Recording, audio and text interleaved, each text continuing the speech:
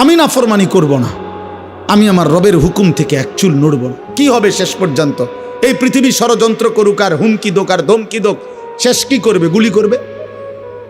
শেষ কি করবে? ব্রাশ ফায়ার করবে। শেষ কি করবে? গুম করে দিবে। শেষ কি করবে? হত্যা করবে। শেষ কি করবে? খুন করে ফেলবে। আর কি এরপরে? এরপরে কি? ফালাস্তু বালি হিনা উকতালু মুসলিমান আলা আইয়ি শিক্কিন কানা লিল্লাহি মাসরাই। বুখারীর riwayat, নবী সাল্লাল্লাহু আলাইহি সাল্লামের বিখ্যাত সাহাবী হযরত খুবাইব ইবনে আদি, একজন সাহাবী খুবাইব রাদিয়াল্লাহু তাআলা আনহু, তানঈম নামক জায়গায় মক্কায়, মানে এখানে এখন যে মসজিদে আয়েশা বলে এনাম সাহেব, এই মসজিদে আয়েশার পাশে হাজী সাহেবরা পরবর্তী উমরাগুলো যেখান থেকে করে আয়েশা মসজিদ কয়, এহরাম বাঁধে যেখানে, এই আয়েশা মসজিদের পাশের জায়গাটারই বলে তানঈম। এই জায়গায় নবীজির এই সাহাবীকে ফাঁসিতে ঝুলানো হয়েছিল। মক্কার কাফেররা হযরত খুবাইবকে যেদিন ফাঁসিতে ঝুলায়, সেদিন মক্কার নেতা আবু সুফিয়ান হযরত খুবাইবকে বলছিলেন, খুবাইব, ফাঁসির শেষ মুহূর্তে, ফাঁসির পূর্বক্ষণে তোমার জীবনের শেষ তামান্না কি? হযরত খুবাইব বলছিলেন, আমি 2 রাকাত নামাজ পড়তে চাই। তো রশি খুলে দিছে, উনি 2 রাকাত নামাজ পড়ছে। 2 রাকাত নামাজ পড়ে চোখের এক ফোঁটা পানি ফেলে 2 হাত তুলে আল্লাহকে বলছে, আল্লাহ, আজ আমার জিন্দিগির শেষ সেজদা। এই দুশ্মনরা ভাববে আমি মৃত্যুর ভয়ে দেরি করতেছি, যদি এটা না ভাবতাম তো আখিরি সেজদা আরো লম্বা করে দিতাম, আরো লম্বা করে দিতাম মাওলা। বাকি ওরা বলবে আমি মৃত্যুর ভয়ে দেরি করতেছি, এই জন্য ছোট করে ফেললাম। আল্লাহ, আমার আপনার কাছে আবদার, ওরা আমারে এখন ফাঁসিতে ঝুলাবে। আমার এই ফাঁসিতে ঝুলানোর এই দৃশ্য মক্কায়, নবীজি তখন মদিনায় হিজরত করে চলে গেছেন। হযরত খুবাইব বলছেন, আয় রব্বুল আলামিন, আমার শেষ তামান্না আমার মদিনার নবী যেন মদিনায় বসে আমার ফাঁসির দৃশ্য সরাসরি দেখতে পায়।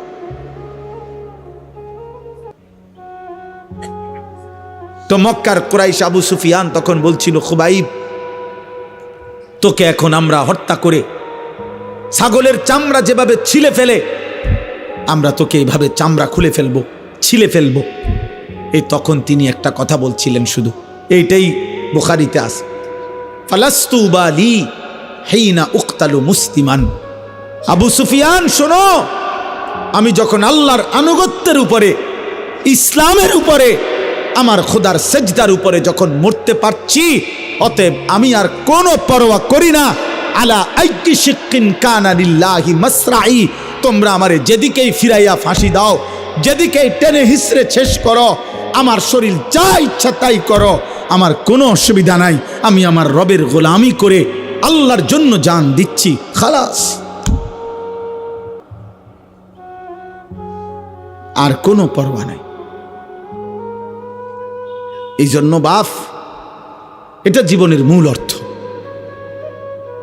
আমি গন্তব্য চিনি, এটা আমার জীবনের মূল সার্থকতা। আমরা মুসলমান, এই পৃথিবীর সব আয়োজন ছিল, আছে, থাকবে, আমি থাকবো না, আমি থাকবো না। ক্ষমতার পালা বদল হবে, মানুষের জীবন মান উন্নয়ন হবে, অনেক কিছুই হবে, অনেক কিছুই হবে না। পৃথিবী অনেক কিছুই হবে, অনেক কিছুই হবে না। রোদ উঠবে, বৃষ্টি নামবে, সূর্য উঠবে, চাঁদ উঠবে, আলো আসবে, অন্ধকার আসবে, রাত হবে, দিন হবে, শনিবার রবিবার হবে, সপ্তাহ মাস হবে, মাস বছর হবে, 25 সাল 26 সাল হবে। কিন্তু একদিন আমি থাকবো না, একদিন আমি থাকবো না। আমার মৃত্যুর পরে পৃথিবীর সব মানুষ যদি আধুনিক হইয়া, উন্নয়ন হইয়া চাঁদের দেশেও চলে যায়, আমি তো নাই, আমি তো নাই, আমি তো নাই। অতএব আমি যদি আমার কবর ভুলে যাই, আখিরাত ভুলে যাই, আমি যদি আমার মৃত্যু পরবর্তী জীবন ভুলে যাই, আমি যদি আমার গন্তব্য ভুলে যাই, খোদার কসম আব্বা, ভুলে গেলেও তো মৃত্যু হবে, চোখ বন্ধ রাখলেও মৃত্যু হবে, সুখে থাকলেও মৃত্যু হবে।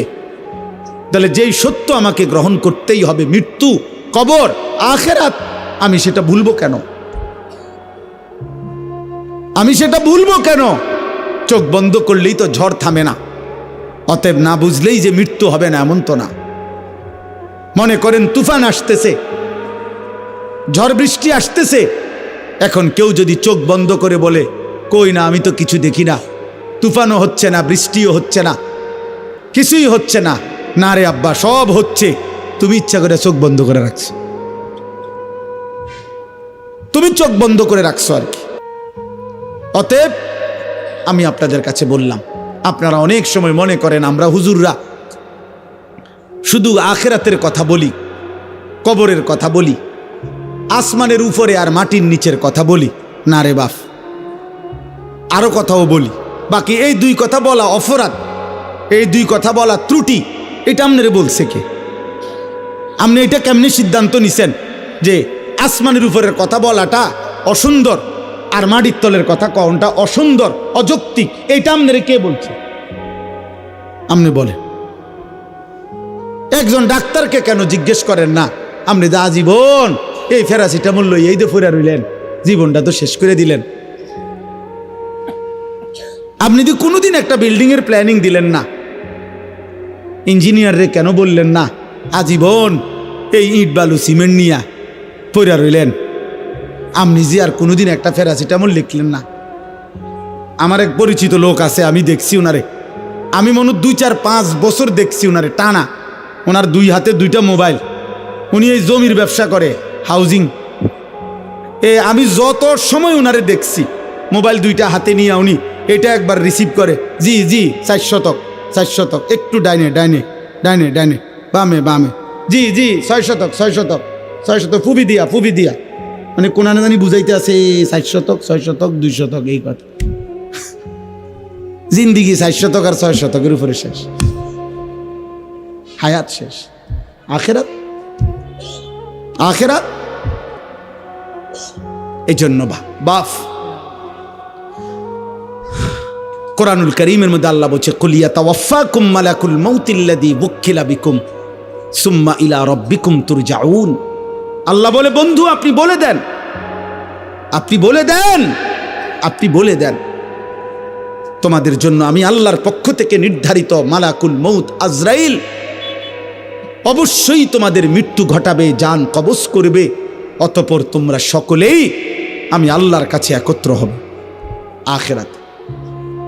আখিরাতে এটা ভুলে গেলে চলবে না আব্বা, এটা ভুলে গেলে চলবে না। এই জন্য আমি অনুরোধ করছি, এই ওয়াজ মাহফিলের মূল মাকসাদ, আমার ছোট বুঝ, এটা আমার ছোট্ট বুঝ যে আখিরাত মনে রাখা। আমার জীবনের আরেকটা অংশ আছে, আমার জীবনের আরেকটা গন্তব্য আছে। 2-4টা ভালো কাজ, 3-4টা ভালো কাজ, আমার কথা রাগ হইয়েন না। 2-4টা 10টা ভালো কাজের দ্বারা পৃথিবীতে সমাজসেবক, মানব দরদি, জনদরদি হওয়া যায়। পৃথিবীর বাহবা মিলে, কিন্তু আল্লাহর কসম জাহান্নাম থেকে মুক্তির জন্য, আখিরাতের সফলতার জন্য 4টা ভালো কাজ যথেষ্ট না, 6টা ভালো কাজ যথেষ্ট না। 23 বছরের মুকাম্মাল ইসলাম, 30 পারা পূর্ণ কোরআন আপনার আমার জীবনে শতভাগ বাস্তবায়ন করা জরুরি। খামখেয়ালি করবেন না। আখিরাত 30,000 টাকা না, হাসরের মাঠ জান্নাত টাকা 30,000 না। মসজিদে টাকা 30,000 দিছেন, 4টা ফ্যান কিনা দিছেন, 2 কাতার টাইলস করে দিছেন, জান্নাতের বুঝ হয়ে গেছে না? হ্যাঁ, জান্নাত কিতা 2টা রুম আর একটা বারিন্দা। বহু সাবধান, আমি বললাম বহু ধনাঢ্য ব্যক্তি, বহু সম্পদশালী ব্যক্তি শুধু সাদাকা, মানে শুধু দান সদকাকেই মনে করে আখিরাত, শুধু এটারই মনে করে বড় আখিরাত। মানুষের দেখা হইলেই শুনাইব, হুজুর মসজিদ করছি, মাদ্রাসা করছি, এতিমখানা করছি, লিল্লা বোর্ডিং করছি, এটি সবটি মিলাইয়া একটা আমল সাদাকা। এটি সবটি একটা একটা। 100 কোটি টাকাও যদি আপনি দান করেন, হুজুর আপনি বলেন সবটা একটা আমল কিনা? একটা আমল না, দান সাদাকা 1,00,000 কোটি টাকা হোক, এটা তো একটা আমল। তো নামাজ, রোজা, হজ, চরিত্রের পবিত্রতা, হালাল উপার্জন। আপনি যে মিশা কথা কন, আপনি যে 2 নম্বরই ব্যবসা করেন, আপনি যে লোন নিছেন 1 কোটি টাকা 200 কোটি টাকা, কারে বুঝান সিটারি? হ্যাঁ, আখেরাত আমার আপনি বুঝ দিলেন, আমি না বললাম মার হাবা জনাব উমক 20,000 মার হাবা, হাবারে মার। ঠিক আছে, মার হাবা তো ঠিক আছে, কিন্তু আসমানওয়ালা খোদার কসম তিনি জিজ্ঞেস করবে কিয়ামতের দিন, বান্দা মিন আইনা ইকতাসাবা ওয়া ফিমা আনফাকা। আল্লাহ তাআলা বলবেন, আমার বান্দা হিসেব দাও, একটা একটা টাকা কোত্থেকে উপার্জন করেছো, একটা একটা টাকা কোথায় ব্যয় করেছো। আমি আপনাদেরকে দানের নিরুৎসাহিত করছি না, সতর্ক করছি। আমার এটা একটা ভয়, অসংখ্য আল্লাহর বান্দা এমনও হইতে পারে দান সৎকা করে গেছে, আমি তারে কেবল বাহবাই দিয়ে গেছি, কিন্তু হারাম থেকে যে বাঁচা দরকার। সুদের টাকা দান করলে যে কবুল হবে না, ঘুষের টাকা দান করলে কবুল হবে না, ওজনে কম দেওয়া টাকা দান করলে কবুল হবে না, 2 নম্বরই 6 নম্বরই টাকা দান করলে এটা কবুল হবে না, হবে না, হবে না, দৈন্তার নয় কান না। এ কথা যদি আপনারে আমি না বলি, হতে পারে আখেরাতে আমি আটকায়া যাব। ওই লোক বলবে আমি দিছিলাম, হুজুররা আমারে কিচ্ছু কয় নাই। নাইলে আমি আরেকটু চেষ্টা করতাম,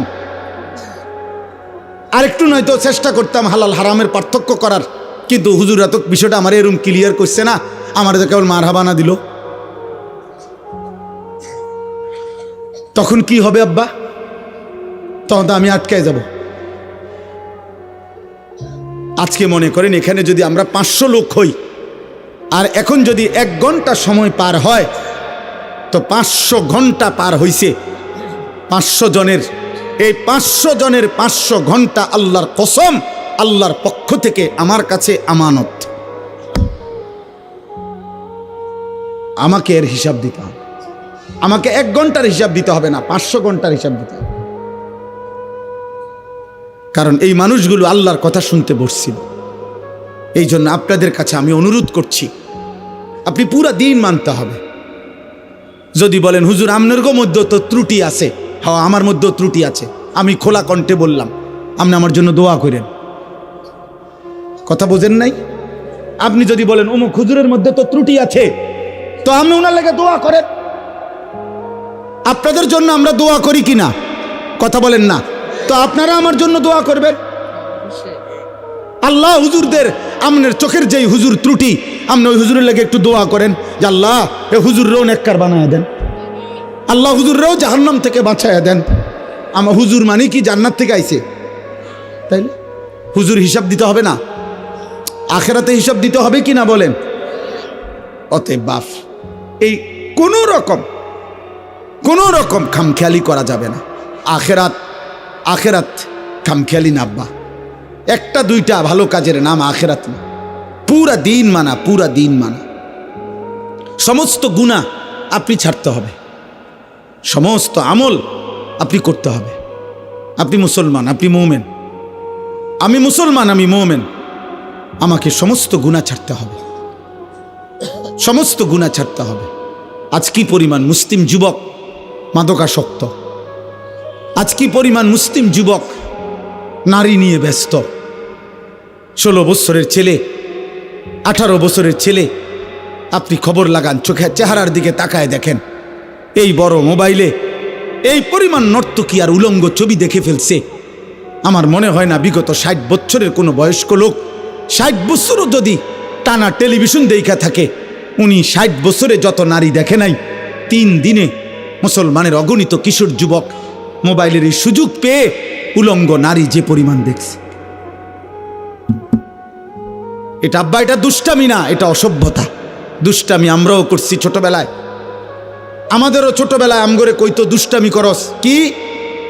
জোহরের খানা আমরা আসরের সময় খাইছি, মামু দম দিছে তুই বেশি দুষ্ট হয়ে গেছ, কোন টাইম ধরে তোরে ডাকতেছি ভাত খাইতি, আয়স থাকেন। এটা ছিল দুষ্টামি। হাডুডু খেলতে নামছি, খেলার মাঠ থেকে উঠা আসি নাই তো মামা দাদা দমক দিয়ে আনছে, সাইকেল চালাইতে দিছে, সাইকেল চালাইছি লম্বা টাইম। পুকুরের পারে বট গাছ আছিল, বট গাছের মধ্যে একটা ডাল পুকুরের দিকে নামানো ছিল। বারবার গিয়া গিয়া লাফাই লাফাই ওটার থেকে পানির ঝাঁপ দিয়ে পড়ছি আর ডুবাইছি। এইটারে বলতো দুষ্টামি। আমগো আমলের দুষ্টামি ছিল, এইটারে বলতো রে আব্বা। সাইকেল বেশি চালাইছি, দুষ্টামি করছি, এটা বলতো।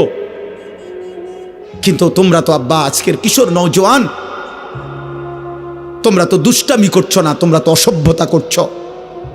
এটা তো দুষ্টামি না, সারা রাত দিন মোবাইলে উলঙ্গ ছবি দেখা, নর্তকী দেখা, জিনার ব্যভিচারের দৃশ্য দেখা, উলঙ্গপনা দেখা, এটা দুষ্টামি না, এটা চরিত্রহীনতা, এটা লাম্পট্য, এটা অসভ্যতা, এটা অসভ্যতা, এটা বেহায়াপনা, এটা বেহায়াপনা। বিবাহ বহির্ভূত ছেলে মেয়ে, নারী পুরুষ, সহপাঠী আর সহকর্মী অথবা আপনজন কিংবা আত্মীয় স্বজন, খোদার কসম বিবাহ বহির্ভূত ছেলে মেয়ে নারী পুরুষের যেই কোনো রকমের শাহওয়াত, আসক্তির যত সম্পর্ক, যেটাকে আপনারা ভালোবাসা বলেন, যেটাকে প্রেম বলেন, যেটাকে রিলেশন বলেন, শব্দ যত ভদ্রচিতই বলেন, আল্লাহর কসম বিবাহ বহির্ভূত সহপাঠী সহকর্মী সমবয়সী হোক আর যাই হোক, ছেলে মেয়ে নারী পুরুষের যাবতীয় হারাম সম্পর্ক, এটা জিনা, এটা ব্যভিচার, ব্যভিচার, ব্যভিচার, ব্যভিচার, এটা বেটা, এটা জিনা, জিনা। আপনি এটারে ভদ্রতার লেভেল লাগাইয়েন না। ভেজিটেবল কইলে মূলার হাক কোনো বেশি কিছু হয়ে যায় না, শাকে থাকে। রিলেশন বললে অসভ্যতা, ভালো কিছু হয়ে যায় না।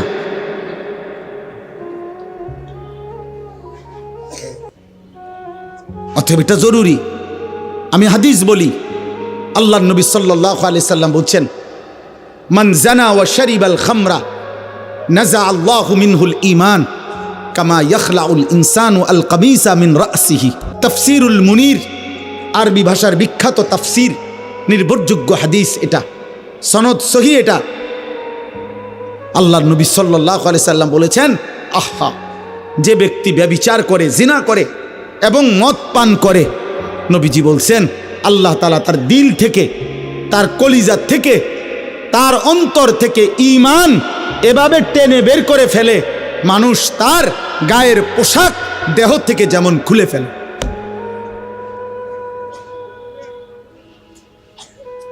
কি ভয়ঙ্কর কথা বলেন,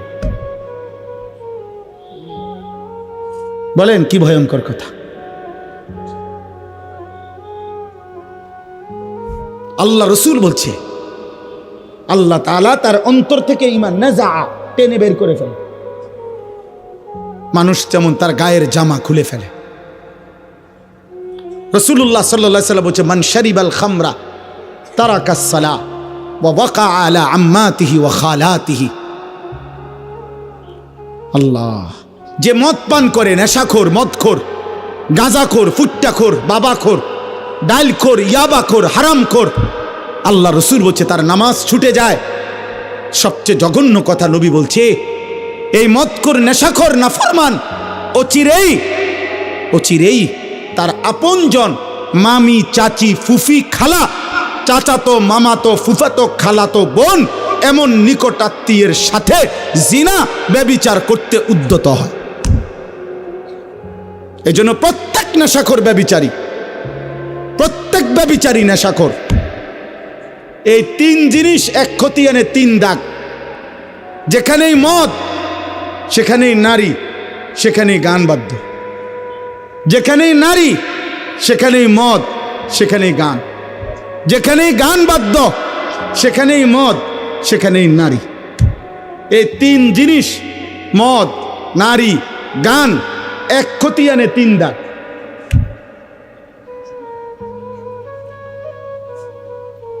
রাসূলুল্লাহ সাল্লাল্লাহু আলাইহি ওয়াসাল্লাম বলছেন, গানে আসক্ত ব্যক্তিকে আল্লাহ তিনটা শাস্তি দিবে। নবীজি স্পষ্ট বলছেন, তিনটা শাস্তি আল্লাহ দিবে। এক নাম্বার, মাটি ধসিয়ে ধ্বংস করে দিবে। 2, পাথরের বৃষ্টি বর্ষণ করে ধ্বংস করে দিবে। 3, অথবা চেহারা বিকৃত করে মানুষের চেহারা পরিবর্তন করে জানোয়ারের আকৃতি বানায় ফেলবে। আজ না হোক কাল, রব্বে কাবার কসম, নবীর এই ভবিষ্যৎবাণী হবেই হবে। মুহাম্মদ আরবি সাল্লাল্লাহু আলাইহি সাল্লাম, তার কোনো কথা ভুল হয় নাই, হবেই হবে। এটা আজ না হোক কাল হবে। একদিন ঘুম ভেঙে দেখবে যুবক সারা রাত উলঙ্গ ছবি আর নারী আর গান বাদ্যের আসক্তিতে ছিল। কোনো এক প্রজন্ম আইসা দেখবে হয়তো ঘুম থেকে জেগে মানুষের চেহারা কুকুর শুকরের চেহারা হয়ে গেছে। চেহারা বিকৃত করার সব মহড়া চলতেছে আব্বা। বেঈমান, চুল, চেহারা সব কিছুতেই আজকে অগণিত মুসলমান ছেলেকে, মুসলমানের চুল, চেহারা, লেবাস, চেহারার ডিজাইন পুরি বদলে আজকে তারা পরিবর্তন করে দিছে। এটা যদি রব পরিবর্তন করে ফেলে তাহলে পুরা জানোয়ার হয়ে যাবে।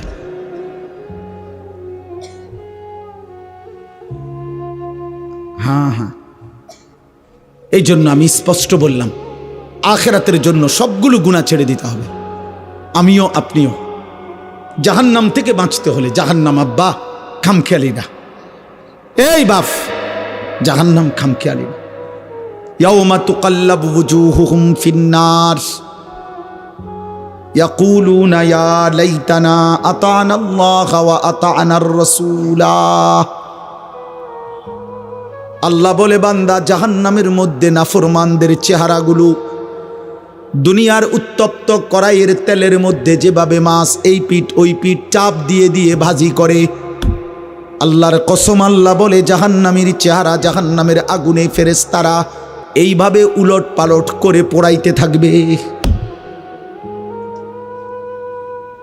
ইয়াকুলুনা ইয়া লাইতানা আতানা আল্লাহ ওয়া আতানার রাসূলা। জাহান্নামী নাফরমান প্রতি সেকেন্ড সেকেন্ড চিৎকার করবে আর বলবে, হায় আমার মন্দ কপাল, আফসোস, আমি যদি আল্লাহ এবং রাসূলের আনুগত্য করতাম, আনুগত্য করতাম। কোরআনুল কারীমের মধ্যে আছে, আল্লাহ বলেন, ওয়ালাউ তারা ইদিল মুজরিমুনা নাকিসু রুউসিহিম ইনদা রাব্বিহিম। আল্লাহ বলে, বন্ধু, হাসরের ময়দানে দেখবেন নাফরমান পাপী লজ্জায় অপমানে মাথাটা নুয়ে আমি আল্লাহর সামনে দাঁড়িয়ে থাকবে আর বলবে, রব্বানা আবসারনা ওয়া সামি'না ফারজি'না না'মাল সালিহান ইন্না মুকিনুন। নাফরমান বলবে, আল্লাহ, আজ হাসরের ময়দানের সব কিছু আমি নিজ চোখে দেখলাম, ওয়া সামি'না, আমি নিজ কানে শুনলাম, ইন্না মুকিনুন, আজ আমি হাসরের সব কিছু বিশ্বাস করলাম। ফারজি'না না'মাল সালিহান, মাওলা আমারে আর একটা বার হাসরের ময়দান থেকে দুনিয়ার জীবনে ফেরত পাঠান, এবার যদি আমি যেতে পারি না এক আমল করব। আল্লাহ বলবে, না বান্দা, আমি তো চাইলে দুনিয়াতেই বাধ্য করে জাহান্নাম দেখিয়ে আযাবের এক ফোঁটা চিহ্ন দুনিয়ায় থাকতে দেখাইয়াও আমি ইচ্ছে করলে তোমার আনুগত্য নিতে পারতাম। ওয়ালাউ শি'না লাআতাইনা কুল্লা নাফসিন হুদাহা, আমি তো চাইলে পারতাম বান্দা, পারতাম। আমি যদি দুনিয়ার জমিনে এখন কাউকে এক সেকেন্ডের জন্য জাহান্নামের এক নজর দেখাইতাম, তাইলে তো আর কোনো দিন নামাজ ছাড়তা না। আমি যদি কবরের আযাবের এক দৃশ্য যদি এক সেকেন্ডের জন্য দেখাইতাম, তাইলে তো আর কোনো দিন আমার বন্দিগি ছাড়তা না। আল্লাহর নবী বলেন, ইমানদার কোনো নাফরমানের লাশ যখন খাটিয়ার মধ্যে করে কাঁধে তুলে নিয়ে যখন কবরস্থানের দিকে নিয়ে যায়, আল্লাহর কসম নবী বলেন, উম্মত, যদি একবার নাফরমানের একটা চিল্লানি যদি তোমরা শুনতা, তাইলে এই কায়নাতের কেউ কোনো দিন কোনো মানুষকে কাঁধে তুলে নিয়ে লাশের খাটিয়া কবরস্থানে নিত না। কোনো লাশ আর দাফন হতো না, লাশগুলো রাস্তার মধ্যে কুত্তার শুকর বিলাই কামড়ায়া খাইতো।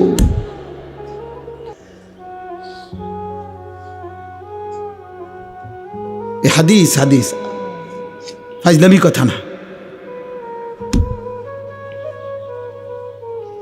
আল্লাহ বলেন আমি চাইলে পারতাম বান্দা, ওয়ালাউ শাআ রাব্বুকা লাআমানা মান ফিল আরদি কুল্লুহুম জামিআ। আল্লাহ বলে তোমার রব চাইলে তো সকলকেই ইমানদার বানাইতে পারতেন। ফালাউ শাআ লাহাদাকুম আজমাইন। আল্লাহ চাইলে তো সকলকেই হেদায়েত দিতে পারতেন কিনা? বলেন না। এখানে আমরা যারা বসছি আমাদের প্রত্যেককে দিয়ে সেজদা করাইতে আল্লাহর পক্ষে সম্ভব? বলেন না কেন? এই যুবক বলো না। পারতো। এশার নামাজ না পড়ে নাফরমান তোমরা যারা এক ওয়াক্ত নামাজ পড়ো না, খোদার 365 দিনে কোনো দিন যেই নাফরমান ফজরের নামাজ পড়লি না, এক বছরে কোনো দিন মুসলমানের বাচ্চা, তোর মা, তোর বাবা, তোর অভিভাবক, তোর সমাজ তোকে কোনো দিন বলল না যে ফজরের নামাজ পড়তে যদি একদিন ভোরবেলা আল্লাহর কোনো ফেরেশতা তোর ঘাড় ছাইয়া একটা থাপ্পড় দিত তো তোর বংশের 14 গোষ্ঠী আর কোনো দিন সেজদা না দিয়ে ঘুমাইতো না। আল্লাহ চাইলে পারতে, কিন্তু আল্লাহ বলেন আমি চাইছিলাম বান্দা না দেখে, আমার রসুলের কথা শুনে, আমার কোরআনের কথা শুনে, আমার মনোনীত উলামা, কত ইমাম, কত খতিব, কত আলেম, কত বক্তা, কত ওয়ায়েস, কত পীর, কত বুজুর্গ, কত আউলিয়া, কত চিৎকার করছে রে বান্দা, কত কাঞ্জে রে তোর সামনে কতবার বলছে। সেদিন যদি তাদের কথা তুমি বিশ্বাস করে আমার গোলামি করতা, আজ আমি হাসরের ময়দানে নিজ হাতে জান্নাত তুলে দিতাম। তুমি কদর করলা না, তুমি কদর করলা না। অতএব আপনারা আলহামদুলিল্লাহ দুনিয়া খুব বুঝেন। দুনিয়া আমি আর নতুন করে বুঝানোর, ওই যে বললাম আগের কথাটা, মাটির তলের কথা আর আসমানের উপরের কথা, এইটা বুঝেন না লোক কম তো আব্বা। দুনিয়া বুঝানোর লোক আলহামদুলিল্লাহ প্রচুর আছে, প্রচুর আছে। এই আমি দেখছি আপনার খেতে যে কাম করে, এই কৃষি সবজি করে, আমার বাসার পাশেও এইখানে এই যে সবজি যারা করে এগোরও আপনার দেখছি প্রাইভেট কার দিয়ে আইসা একেবারে স্যুট বুট পরা ভদ্রলোক, টাই পরুন না, 4জন 6জন আইয়া বুঝা, বুঝা। আর আমি বুঝি, আবার আমি বুঝাইতাম যে ভাই আসেন আজকের মাহফিলে আমরা শুনি একটি অটো সুন্দরভাবে কিভাবে চালাইতে হয়, এটা আমি বুঝাইতাম। কথা কয় না মোফাজ্জল ভাই, এটা বুঝাইতো নাকি? এটা কিতা বুঝা, এটা অটো চালাইতে এটা বোঝানোর কি দরকার? ওইতের লগে 2 দিন আটলেই তো হইল। দুনিয়াতে একেবারে সহজ, দুনিয়া একদম সহজ, দুনিয়া একদম সহজ দুনিয়া। আরে ভাইয়া 200 কোটি মুসলমান যদি 400 কোটি হাত একত্র করেও 24 ঘন্টা দুনিয়া উপার্জনের জন্য চেষ্টা করে, আল্লাহর কসম কাফের বেঈমানদের সমপরিমাণ দুনিয়া ইমানদারের হবে না, হবে না, হবে না, হবে না। আল্লাহ দিবে না, আল্লাহ এটা ওয়াদা দিয়ে রাখছে, ওয়াদারনি ওয়াল মুকাদ্দিবিনা উলিন নামাতি ওয়া মাহিলহুম কালিলা। আল্লাহ বলছে মিথ্যাবাদী নাফরমানদেরকে কিছু সময়ের জন্য দুনিয়া দিয়ে দাও। বান্দা মোমেন সেজদা দিয়ে আমার কাছে আইসো, আমি আল্লাহ তোমার চাহিদাও পূর্ণ করব জান্নাতে। তোমার চাওয়া শেষ হইলে আমি নিজের থেকে কোটি কোটি কোটি কোটি আরো দিতে থাকব, আমি সব দেব জান্নাতে। দুনিয়া শুধু খোরাকি। ওই আমার বাসাত রাজমিস্ত্রি কাজ করছে, ওর লগে চুক্তি হইলো, সিস্টেম কইছে হে হুজুর ডেইলি 8 জন কাজ করব, কর্মচারী আমরা 600 টাকা কইরা ডেইলি হাজিরা দিয়ে যাবেন রোজ। আর ছাদ ডালাইয়ের পরে স্কোয়ার ফিট মাইপা আপনার 280 টাকা কইরা যত আসে বাকি টাকাটা দিবেন। এইটা হইলো হিসাব। আমি বুঝছি এইটা আমাকে হিসাব। আল্লাহ আমারে বলছে বান্দা তুমি শুধু ইমান আমলের সাথে দুনিয়া খোরাকিটা কোনো রকম নিয়ে আসো, খাইয়া আইও, বাকি যা হিসাব কইরা জান্নাতে আমি দিয়ে দেব তোমার। শুধু দিন খোরাকি না, হ্যাঁ ডেইলি খোরাকিটা শুধু না। এই জন্য ইমানদার খোরাকি নেয়। এই জন্য ইমাম সাহেব 10,000 টাকা বেতনে 1 মাস চলে, 8,000 টাকা বেতনে 1 মাস চলে, 12,000 টাকা বেতনে 1 মাস চলে, কিস্তি নাই, কিন্তু মাসে 1.5 লাখ টাকা ইনকাম, কিস্তি চলে 4টা। আরো আমারও তো কতজনে বলছে খাস করে দোয়া করতাম এই কিস্তি লেগে, মানে এমন দোয়া করতাম যাতে কিস্তি 4টা 8টা হয়। মা তো খাস করে দোয়া করলে কি করতো, কিস্তির উপরে দোয়া তো আপনি লেগে এইটাই যে হুজুর দোয়া করবেন কিস্তি চলে 4টা, তার মানে আরো যাতে 4টা বাড়ে কিস্তি। আমার একবার একজনে বলছে হুজুর রবিবারে ছাদ ডালাই খাস করে দোয়া করবেন। আমি বললাম দোয়া করি আল্লাহ যাতে ছাদ ডালাইয়ের দিন ডাকবে যায় নিচের দিন, মানে এমন। তাহলে নাহলে খাস দোয়া কি, এটা পরে জাঁতা দেওয়াতে দোয়াটাই নর্মাল দোয়াই তো ছাদ ডালাই হয়। তো যেহেতু সাপ দিতেন কইছেন আপনি খাস, তো তাহলে আটটু সাপ দিলাম। দুনিয়া মোটরসাইকেলের লেগে দোয়া, হাই মুসলমান, হাই মুসলমান, ছাদ ডালের দোয়া। হুজুর দোয়া করবেন, কষ্ট করে আল্লাহ আল্লাহ করে 12 লাখ টাকা ব্যবস্থা করছি ছেলেটার বিদেশের, আল্লাহ আল্লাহ করে করছে। 3 লাখ টাকা সুদে নিছে, 4 লাখ টাকা কিস্তিতে নিছে আল্লাহ আল্লাহ করে। হায় হায় হায় হায় মুসলমান, কেমনে বললে এত বড় কথা, এত বড় না ফরমানির কথা কেমনে কইলা? আরে সুদখোর কেমনে বললা? আল্লাহ আল্লাহ করে নিছো কেমনে? আর সুদের টাকার উপরে দোয়া চাও কেমনে? কি দোয়া করতো আপনার ফুতের লেগে? আপনি কি দোয়া চাচ্ছেন? কি দোয়া করতো? আমি দোয়া করতাম যে আল্লাহ উনি যে 6 লাখ টাকা সুদ নিছে এটাতে বরকত দেন নাকি? তো কি দোয়া করতো কি? তা নাই তো কি?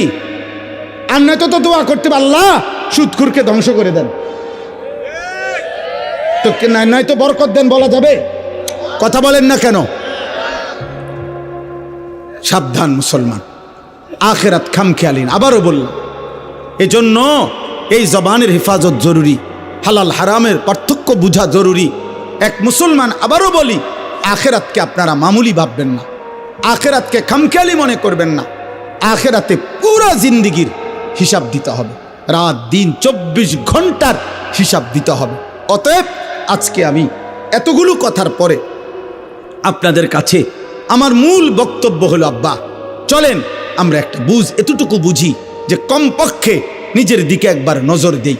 আমি আপনি যে যেখানে আসি 30টা সেকেন্ড, প্রত্যেকে একবারে 30 সেকেন্ড সময় আপনি একটু চোখ বন্ধ করে অথবা আপনার বিবেক দিয়ে আপনি ভাবেন, আমরা যারা এখানে বসা এখন যে অবস্থানে বসে আছি, চোখ বন্ধ করে বা 30 সেকেন্ড নীরবে ভাবেন তো যে অবস্থায় আছি, এই অবস্থায় আমাদের জীবনের গুনার পরিমাণ বেশি নাকি নেকির পরিমাণ বেশি? কি মনে হয়? তাইলে এখান থেকে যদি হাসরের ময়দান হয়, মালিকের সামনে দাঁড়াইয়া কেমনে হিসাব দিব? কেমনে হিসাব দিব? আপনি কি মরবেন না? আপনাকে কি কবরে যাইতে হবে না? এই কথাটাই আমি মনে করাই দিলাম। আমার ছোট্ট বুঝে আমি এতটুকু বললাম। আল্লাহ তাআলা বলছে, বান্দা এবার যদি মনে করে থাকো তোমার গুনার পরিমাণ বেশি, তাইলে তুমি অন্য কোথাও গিয়ে লাভ নাই। আমি আল্লাহ তোমাকে আশ্বস্ত করতে চাই, গুনাহ যদি তোমার আসমান পরিমাণ হয়, গুনাহ যদি তোমার সমুদ্রের ফেনা পরিমাণ হয়, গুনাহ যদি তোমার হিমালয় পর্বত ছুঁয়ে যায়, গুনাহ যদি তোমার এই জমিনের বালুকণা পরিমাণও হয়, তুমি অন্যদিকে যাইও না। তুমি যদি শুধু বুঝতে পারো, অনুভব করতে পারো, তোমার ভিতরে যদি উপলব্ধি আসে আমার গুনাহ বেশি, আর আমার এই গুনাহ আমার জাহান্নামে নিবে, আর জাহান্নামের আগুন আমি সহ্য করতে পারবো না, খোদার কসম আল্লাহ বলেন, এদিক সেদিক না গিয়ে বান্দা তুমি আমার দিকে ফিরে আসো, আমার রহমত থেকে নিরাশ হইও না। আমি ওয়াদা করলাম, আমি আল্লাহ এক সাগর নয়, আমি হাজার সাগর, এক পৃথিবী নয়, আমি আসমান ছোঁয়া গুনাহ একবারে একসাথে মাফ করে দেব। তুমি আমার কাছে আসো। এই কথাটাই এখানে 24 নম্বর পারা 39 নম্বর সূরা জুমার, এই সূরার 53 নম্বর আয়াত। আমি আপনাদের কাছে 3টা আয়াত পড়ছি, 53, 54, 55, এই 3টা আয়াতের তর্জমা বলেই আমার কথা আমি শেষ করলাম। আল্লাহ তাআলা বলেন, কুল, হে নবী আপনি বলেন, ইয়া ইবাদিয়াল্লাযীনা আসরাফু আলা আনফুসিহিম, হে আমার বান্দারা, তোমরা যারা নিজের উপরে গুনাহ করতে করতে সীমা অতিক্রম করে ফেলেছ, গুনার পাহাড় উঠায় ফেলছ, তোমরা নিজের উপরে যারা জুলুম করে ফেলেছ, তোমরা যারা জীবনটাকে শেষ তসতস করে ফেলছ।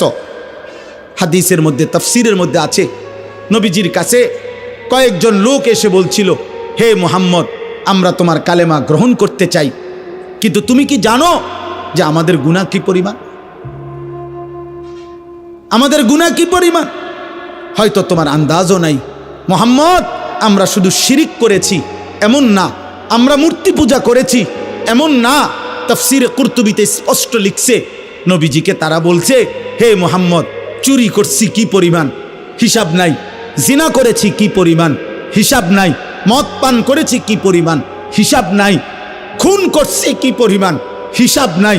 জীবনটা শেষ করে দিছি গুনায় গুনায়, আজ আর কোনো হিসাব করেও কুলাইতে পারবো না, এত বেশি পরিমাণ গুনাহ আমাদের। তো বলছে, মুহাম্মদ, তুমি যে বলছো আল্লাহ মাফ করে দিবে, কিন্তু মাফ তো করবে বুঝি, কিন্তু আমরা যে পরিমাণ গুনাহ করেছি আমাদের মনে হয় তোমার আল্লাহ এত বেশি পরিমাণ গুনাহ মাফ করবে না। গুনাহ যে আমাদের অনেক বেশি। তুমি আরেকবার তোমার আল্লাহকে জিজ্ঞেস করো, ওনারে বলতে কও, উনি আমগো কি পরিমাণ গুনাহ মাফ করে দিবে। মহান আল্লাহ পাক এই আয়াত তখন নাজিল করছেন। আল্লাহ বলছে, বন্ধু, আমার বান্দাদেরকে বলেন, হে আমার বান্দা, তোমার গুনার সংখ্যা তুমি হিসাব না করে আমার মাগফিরাতের দিকে তাকাও। গুনাহ তোমার যে পরিমাণ হোক, আমার মাগফিরাত তার চাইতে কোটি কোটি গুণ বেশি, কোটি কোটি গুণ বেশি। আয়া ইবাদিয়াল্লাযীনা আসরাফু আলা আনফুসিহিম লা তাকনাতু মির রাহমাতিল্লাহ। আমার রহমত থেকে নিরাশ হইও না, আমার কাছ থেকে সরে যাইও না বান্দা। আর কোথাও আশ্রয় মিলবে না, আর কোথাও মাফ মিলবে না, আর কোথাও গন্তব্য হবে না, আর কোথাও ঠিকানা মিলবে না রে বান্দা। ইন্নাল্লাহা ইয়াগফিরুয যুনুবা জামিআ, নিশ্চয়ই আল্লাহ সমস্ত গুনাহ মাফ করে দিবেন। আল্লাহ বললেন, বন্ধু, ওদেরকে বলেন, কুফর আমি মাফ করে দেব, শিরিক মাফ করে দেব, কবিরা গুনাহ মাফ করে দেব, সগীরা গুনাহ মাফ করে দেব, বিদআত মাফ করে দেব, মুনাফিকি মাফ করে দেব, সব মাফ করে দেব। ইন্নাহু হুয়াল গফুরুর রাহিম। কেন মাফ করব না? আমি আল্লাহ গফুর, ক্ষমাশীল, রাহিম, দয়াবান। এবার আল্লাহ বলে, বান্দা, তবে শুনো, তাহলে যদি তুমি সিদ্ধান্ত নাও আমার কাছে আসবা, আমি মাফ করব, তা এখন কি করতে হবে তোমাকে? আল্লাহ বলেন, তোমাকে দুইটা কাজ করতে হবে। ওয়া আনিবু ইলা রাব্বিকুম, তোমাকে 1 নাম্বার ইরজিউ, আমার কাছে ফিরে আসতে হবে। তুবু, তওবা করতে হবে। 1 নাম্বার ইনাবাত, আই রুজু, আই তওবা, অর্থ হলো তুমি তওবা করো, তওবা করো, তওবা করো, তওবা করো। বান্দা, আমার কাছে আসো, আমার কাছে তওবা করতে হবে। কি করতে হবে বলেন, সবাই বলেন না, কি করতে হবে? তওবা কিভাবে করে? তওবা কিভাবে করে? আমার শায়েখ আল্লামা মুফতি মুশতাকুন নবী কাসিমি, আমি একটা জিনিস দেখাই দিই।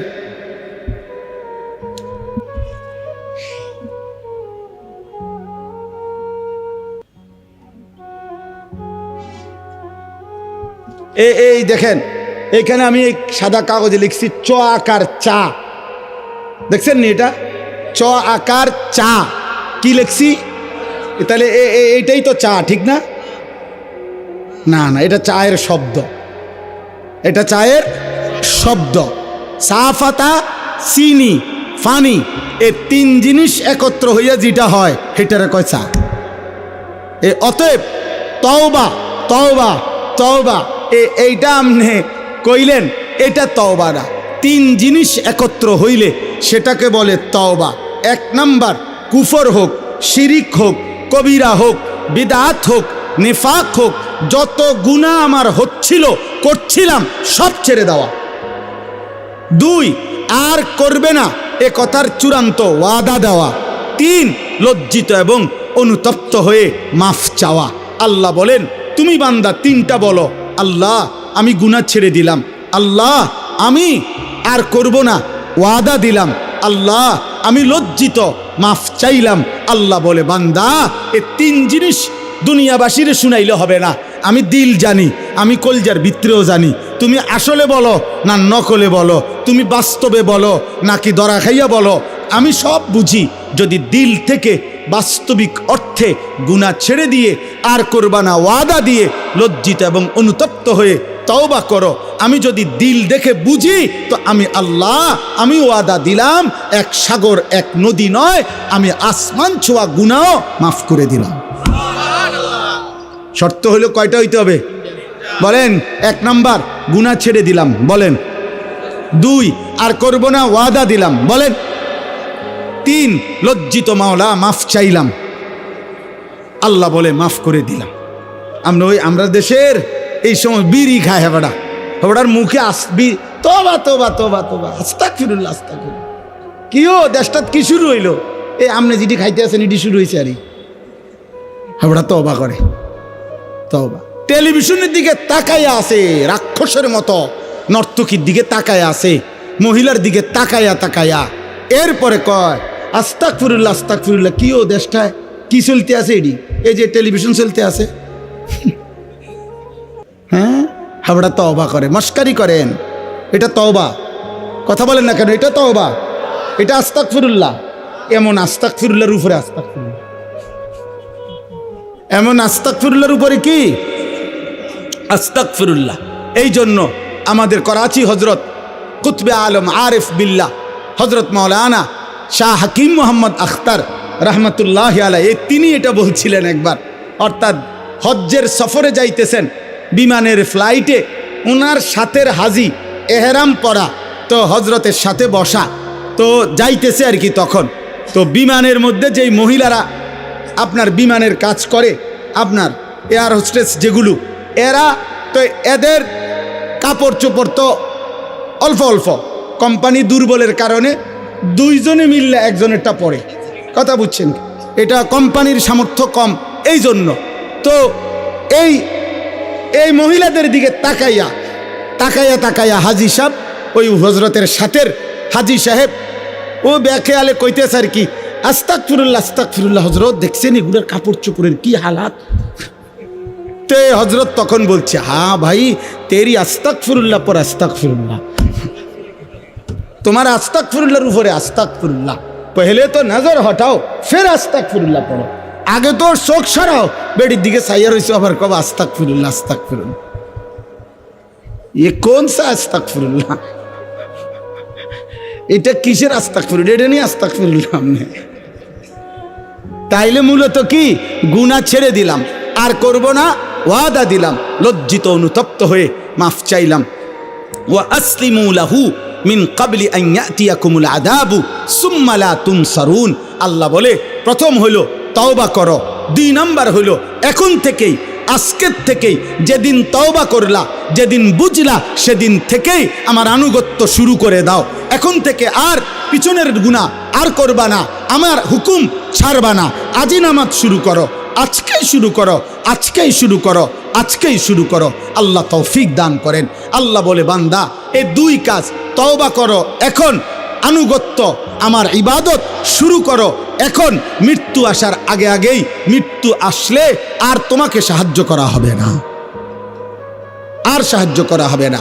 3য় আয়াতে আল্লাহ বলেন, ওয়াত্তাবিউ আহসানা মা উনজিলা ইলাইকুম মির রাব্বিকুম মিন ক্বাবলি আন ইয়াতিয়াকুমুল আযাবু বাগতাতাও ওয়া আনতুম লা তাশউরুন।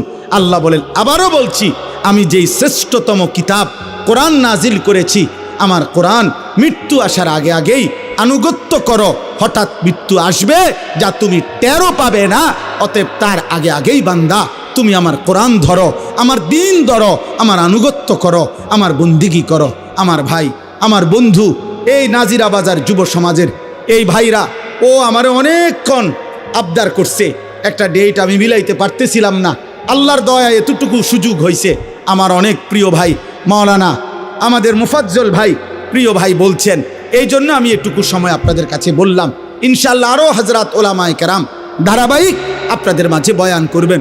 উঠাউঠি না করে আপনারা আরেকটু বসেন, একসাথে মোহতারাম মেহমানদের কথা শুনে, আলেমদের আরও বয়ান শুনে এরপরে যাবেন।